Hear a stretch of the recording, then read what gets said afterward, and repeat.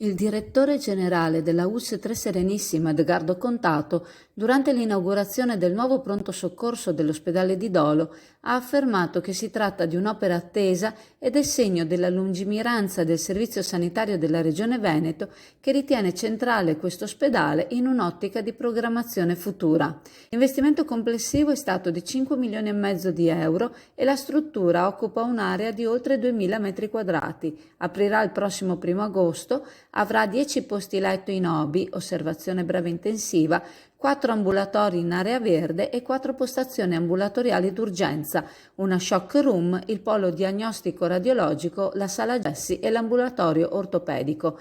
Il complesso sarà sopraelevato e i lavori partiranno da settembre con un investimento complessivo di 40 milioni di euro. A tagliare il nastro il presidente della Regione Veneto Luca Zaia, l'assessore Manuela Lanzarin, il direttore generale dell'US 3 Serenissima Edgardo Contato, i consiglieri regionali del territorio e il sindaco di Dolo. Uno sforzo ingente, ha dichiarato Zaia, per la sanità del territorio, e sarebbe bello che fossero qui, ha sottolineato nel suo saluto, quelli che dicevano che avremmo chiuso questo ospedale. Al contrario, in questi anni di governo non un solo ospedale è stato chiuso in Veneto e anzi l'impegno è fortissimo in strutture, strumentazioni, prestazioni erogate, reclutamento di tutto il personale che sia possibile reclutare.